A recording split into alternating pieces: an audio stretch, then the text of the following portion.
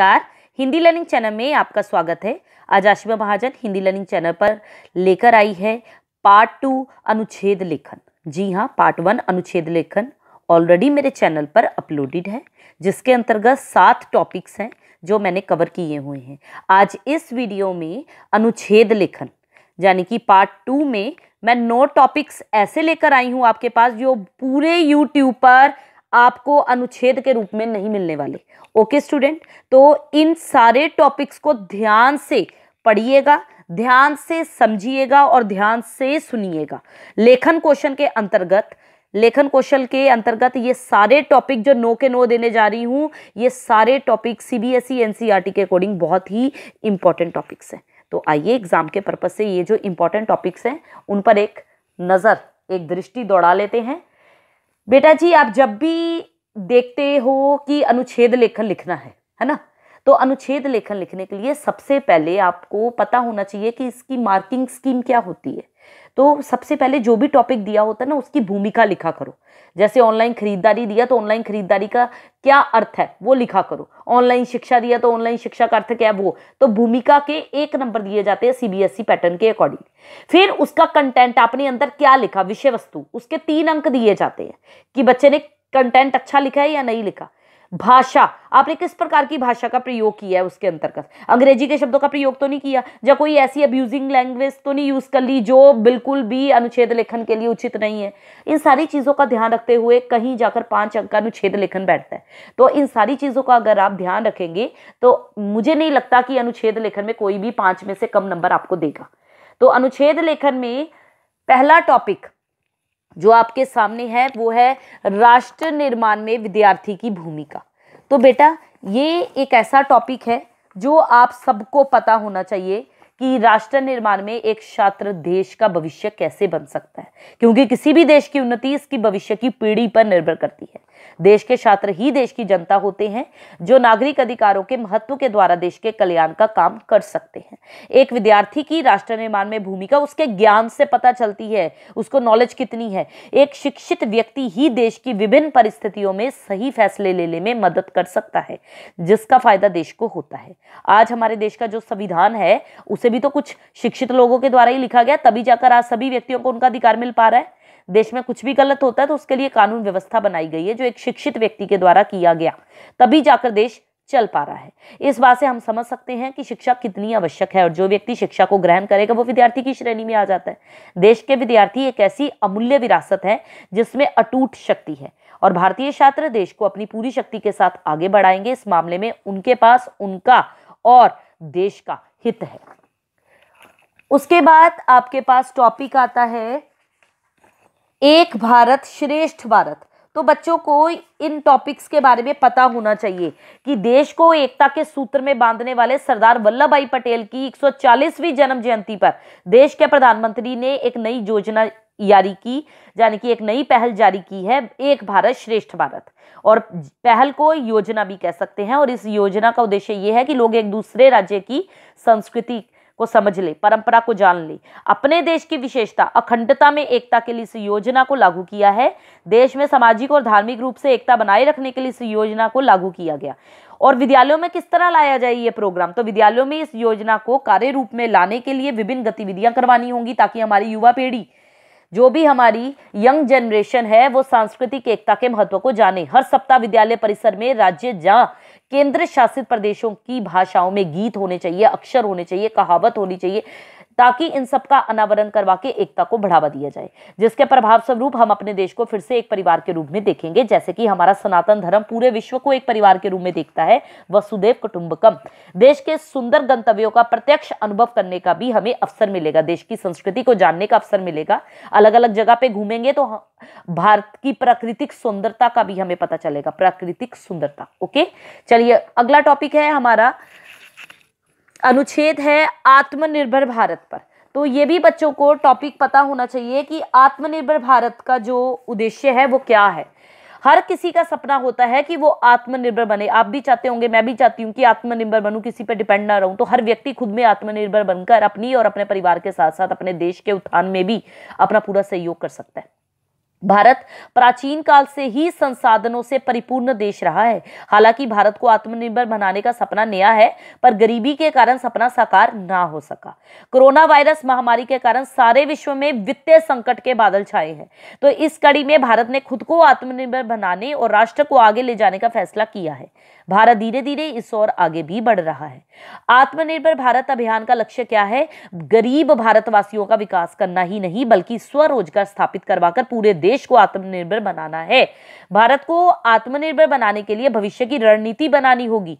एक दीर्घकालीन, एक दूर की सोच लेकर दृष्टिकोण रखते हुए निष्पक्ष व्यापार हेतु भारत में खुलेपन को बढ़ावा देना होगा।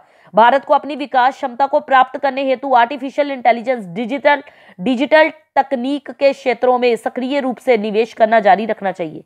प्रधानमंत्री नरेंद्र मोदी का लोकल के लिए वोकल बनकर उसे ग्लोबल बनाने का सपना चुनौतियों को अवसर में बदलने का मूल मंत्र साबित हो सकता है, पर जितना दूर से यह सहज दिख रहा है, आसान दिख रहा है, वो उतना ही मुश्किल है, जटिल है। आत्मनिर्भर भारत बनाने के लिए बहुत सी बाधाएं भी नजर आई, जैसे भारत के सभी व्यक्तियों को रोजगार उपलब्ध कराना, गरीब व्यक्तियों के लिए कम दामों में भोजन उपलब्ध कराना, किसानों की फसलों को सरकार ज्यादा दामों में खरीदे, लड़कियों को शिक्षा के लिए स्कॉलरशिप देना, आर्थिक रूप से कमजोर व्यक्तियों की सहायता हर तरह से करना, बेरोजगार व्यक्तियों को कम ब्याज पर लोन देकर बिजनेस शुरू कराने में मदद करना, गरीब लोगों की। तो इस प्रकार देश में रोजगार के अधिक अवसर पैदा करने के लिए हम सबको मिलकर प्रयास करने होंगे, तभी भारत को आत्मनिर्भर भारत बना पाएंगे। उसके बाद अगला टॉपिक है हमारे सामने ऑनलाइन शिक्षा का। जी हाँ, ये सारे करंट टॉपिक्स बहुत जरूरी है कि हमारे बच्चों को पता होना चाहिए। ऑनलाइन शिक्षा को इंटरनेट आधारित शिक्षा कहा जाता है। दुनिया का सबसे खतरनाक वायरस यानी कोरोना वायरस की वजह से ऑनलाइन शिक्षा चर्चा में आई। ऑनलाइन शिक्षा के कारण बच्चों को अब उतना समय पढ़ाई में नहीं लगाना पड़ता जितना स्कूल में खर्च करना पड़ता था। ऑनलाइन शिक्षा के लिए कोई एक जगह निश्चित नहीं होती। ऑनलाइन शिक्षा के जरिए कई छात्र डिजिटल हुए हैं। ये सारे उसके कह सकते हैं सकारात्मक प्रभाव हैं, जिससे उनको बच्चों को टेक्नोलॉजी की समझ हुई है। कम लागत में शिक्षा प्राप्त की जा सकती है। जो ग्रुप डिस्कशन होती है, समूह संचार की सुविधा मिली है उन्हें। हाँ, कमियां भी हैं। कमी ये है कि ऑनलाइन शिक्षा प्राप्त करने के लिए इंटरनेट के साथ साथ कंप्यूटर, मोबाइल का होना बड़ा जरूरी है और हर एक के पास नहीं होता। एक समस्या यह है कि सभी विद्यार्थियों को अध्यापक के सवालों के जवाब देने से बचना आ जाता है। विद्यार्थियों में प्रतिस्पर्धा यानी कि कंपटीशन कम हो जाती है। ऑनलाइन शिक्षा को प्रोत्साहित करने के लिए सरकार भी प्रयास कर रही है।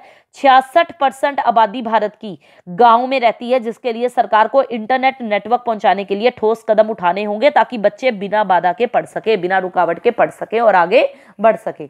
ठीक है बेटा। अगला टॉपिक है हमारे सामने ऑनलाइन खरीदारी। जी हाँ, ऑनलाइन खरीदारी हमें ऑनलाइन प्लेटफॉर्म पर मौजूद तमाम वस्तुओं और उनकी कीमत के बारे में अवगत करवाती है। ये आज के समय की एक आवश्यक जरूरत बन गई है। समाज के ज्यादातर लोग लंबे समय तक अपने ऑफिस में व्यस्त रहते हैं, कार्यालयों में व्यस्त रहते हैं, दफ्तरों में व्यस्त रहते हैं और ऐसे में उनके पास खरीदारी करने का समय नहीं होता। ऑनलाइन खरीदारी के सकारात्मक और नकारात्मक दोनों पहलू हमारे सामने आए हैं। सकारात्मक पहलू के अंतर्गत हम बाजार और दुकानों की भीड़ से बच गए हैं। मूल्य सीमा में रहकर, यानी कि अपना जो हमारा प्राइस होता है उसके अंदर रहकर हम उत्पादों को, जो भी प्रोडक्ट है, उसको प्राप्त कर सकते हैं, क्योंकि हम प्राइस की लिमिट लगा देते हैं अगर ऊपर, तो प्राइस लिमिट के अंदर ही हमें फिर वो चीजें शो होने लगती हैं। अपनी पसंद के अनुसार कपड़े ऑर्डर कर सकते हैं, पर कुछ नुकसान भी हैं ऑनलाइन खरीदारी के। जैसे ऑनलाइन माध्यम से जो उत्पाद हम खरीदते हैं, उत्पाद प्राप्त होने पर हमें संतुष्टि नहीं मिल पाती। जो चीज हमें दिख रही होती है वैसी चीज हमें प्राप्त नहीं होती। ऑनलाइन खरीदारी में लेन देन के उद्देश्य के लिए कार्ड की जानकारी देनी पड़ती है ना। तो हैकर्स भी बैठे हुए हैं यहाँ पर। हैकर्स के द्वारा यहाँ पर क्राइम भी हो सकता है। कुछ कई बार टूटा फूटा सामान प्राप्त होता है, फटा हुआ सामान प्राप्त हो जाता है। ऑनलाइन खरीदारी के लिए कुछ सुझाव भी हैं, जैसे विश्वसनीय वेबसाइट से खरीदना, विभिन्न साइटों की समीक्षाओं और उपयोगकर्ताओं की टिप्पणियों को पढ़ना, जो नीचे दिए रहते हैं। हर एक प्रोडक्ट के नीचे वो दिया रहता है ना कि कमेंट्स दिए होते हैं, उनको पढ़ना चाहिए हमें। ठीक है। उसके बाद अगला टॉपिक है हमारे सामने जैविक खेती, यानी कि ऑर्गेनिक खेती पर अनुच्छेद। तो जैविक खेती फसल उगाने की वो नई तकनीक है जिसमें रासायनिक खादों और कीटनाशकों का प्रयोग करने के बजाय जैविक खाद, हरी खाद, गोबर खाद का प्रयोग किया जाता है। खेती करने के इस तरीके से फसल तो अच्छी हुई है, लेकिन कई घातक बीमारियां भी पैदा हुई। जैविक खेती से कई फायदे हुए, जैसे फसल की अच्छी पैदावार, वातावरण प्रदूषण रहित होना, किसान की आमदनी में बढ़ोतरी, जैविक खेती की प्रगति में कई रुकावटें भी हैं, जैसे जागरूकता की कमी है, अपर्याप्त सुविधाएं हैं, कच्चे माल के विपणन की समस्या है, यानी कि मार्केटिंग की। इन समस्याओं को दूर करने के लिए केंद्र से लेकर पंचायत स्तरों तक वित्तीय यानी कि फाइनेंशियल और टेक्निकल समर्थन की व्यवस्था करने की जरूरत है। मानव स्वास्थ्य की रक्षा हेतु, प्राकृतिक संसाधनों को बचाने हेतु तथा वातावरण प्रदूषण को रोकने के लिए आज जैविक खेती की आवश्यकता नजर आ रही है। ओके स्टूडेंट्स, अगला टॉपिक क्या है हमारे सामने? पर्यावरण संरक्षण। जी हाँ, पर्यावरण संरक्षण भी एक इंपॉर्टेंट टॉपिक है आपके लिए।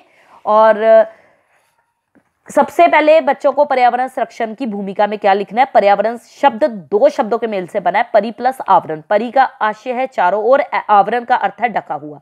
पर्यावरण का संरक्षण करना बहुत जरूरी हो गया, क्योंकि संपूर्ण मानव जीवन पर्यावरण पर निर्भर है। जब हमारा पर्यावरण सही नहीं रहेगा तो हमारा जीवन मुश्किल में आ जाएगा, है ना। मानव और पर्यावरण में अटूट संबंध है, क्योंकि मानव प्रत्येक प्रकार के क्रियाकलापों के लिए, एक्टिविटीज के लिए पर्यावरण पर निर्भर है। हमारे देश में वृक्षों को संतान के स्वरूप, नदियों को मां के समान माना गया है, प्रकृति का संरक्षण पूजा के समान माना गया है। मनुष्य को आज सबसे ज्यादा पर्यावरण के संरक्षण की आवश्यकता पड़ गई है, क्योंकि उसका खुद का जीवन संकट में आ गया है। मनुष्य दिन प्रतिदिन अपने स्वार्थ के लिए पर्यावरण को नुकसान पहुंचाता जा रहा है। पर्यावरण के संरक्षण के लिए जनसंख्या वृद्धि पर रोक लगानी होगी। फैक्ट्रियों से निकला प्रदूषित जल लोगों को बीमार करता है, उस पर रोक लगानी होगी। लोगों को जागरूक करना होगा और एकजुट होकर पर्यावरण के संरक्षण की जिम्मेदारी उठानी होगी, ताकि पर्यावरण को प्रदूषित होने से बचाया जा सके तथा खुद भी सुरक्षित रहा जा सके। वेदों में कहा गया है कि प्रकृति से हमें उतना ही ग्रहण करना चाहिए जितना कि आवश्यक हो। ओके स्टूडेंट, देखते हैं अगला टॉपिक।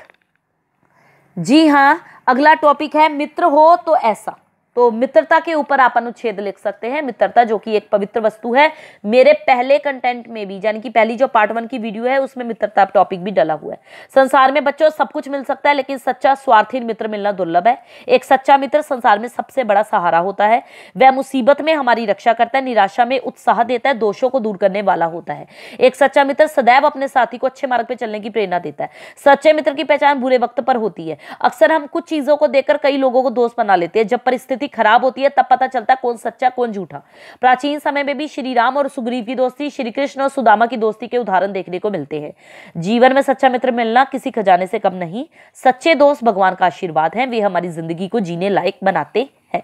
ओके, संचार साधन है अगला टॉपिक आपका।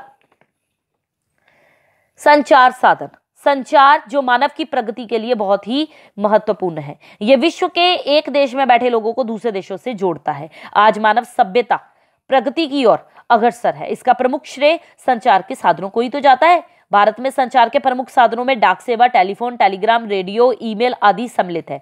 आज संचार के साधनों की विविधता यानी कि बहुत ज्यादा हो गए हैं और सुलभता यानी कि आसानी से मिल गए हैं। इन्होंने मनुष्य के सामाजिक संबंधों को गहराई से प्रभावित किया है। संचार उपकरण ही उसके संगी साथी बन गए हैं। किसके? मनुष्य के। संचार उपकरण समाज में समाज से आज मनुष्य संचार साधनों की चकाचौंध से घिरकर कटता चला जा रहा है। कुछ कमियां भी तो हैं हर चीज की, दो पहलू होते हैं हर चीज के। मोटापे, मंद दृष्टि रोगों का शिकार होता जा रहा है। घर बैठे सैकड़ों मील दूर अपने परिजनों से बात कर सकता है। वीडियो कॉन्फ्रेंसिंग के माध्यम से मीलों दूर रहकर भी बातचीत कर सकता है। तो इस तरह ये जो सारे टॉपिक्स आपको बताए गए हैं बेटा जी, इन सारे टॉपिक्स को आप एग्जाम के लिए पढ़ सकते हैं, सुन सकते हैं वीडियो को, ताकि जब लिखने की बारी आए, अगर कोई टॉपिक भी मिलता जुलता हमें ऐसा मिले, तो जब लिखने की बारी आए तो दिमाग में कुछ तो रहे लिखने के लिए। क्योंकि हमारे बच्चों को हिंदी लिखनी बिल्कुल नहीं आती है, इंग्लिश के वर्ड्स इंक्लूड कर देते हैं अनुच्छेद लेखन में। ऐसा मत किया कीजिए, आपको नंबर नहीं मिलने वाले हैं ऐसा करके। ठीक है, वीडियो पसंद आई हो तो लाइक जरूर करना, दोस्तों के साथ शेयर करना बिल्कुल मत भूलना, और कमेंट करना अगर कोई भी क्वेरी हो आपकी। और सब्सक्राइब तो आपने किया ही हुआ है, तभी तो आपको हर वीडियो मिल रही है। Okay student, good bye.